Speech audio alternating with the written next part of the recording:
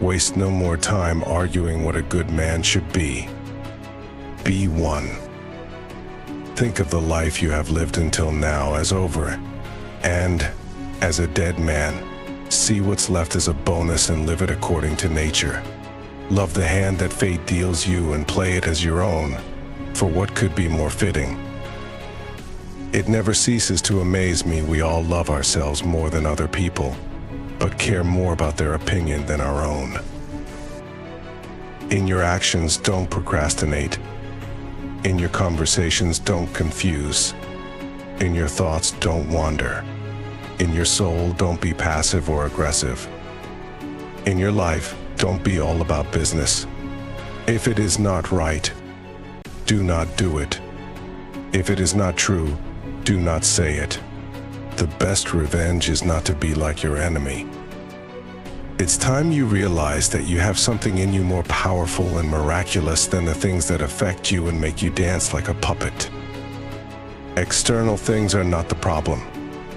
It's your assessment of them, which you can erase right now. If anyone can refute me, show me I'm making a mistake or looking at things from the wrong perspective, I'll gladly change. It's the truth I'm after. You could leave life right now. Let that determine what you do and say and think. Be tolerant with others and strict with yourself. He who fears death will never do anything worthy of a man who is alive. How does it help ... to make troubles heavier by bemoaning them?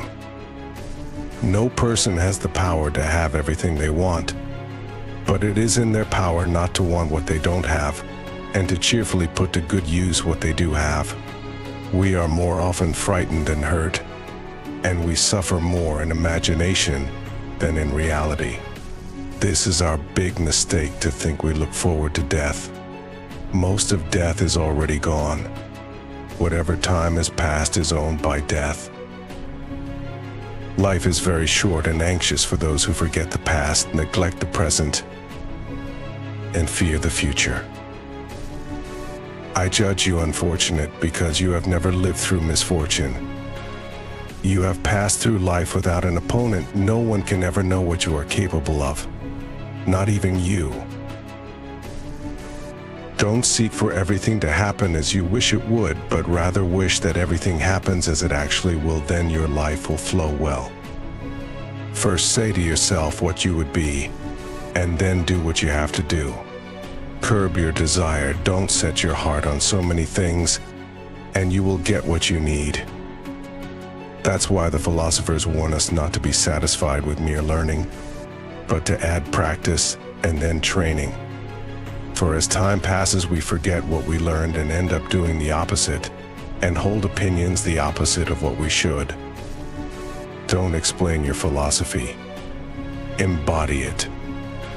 The chief task in life is simply this: to identify and separate matters so that I can say clearly to myself which are externals not under my control, and which have to do with the choices I actually control.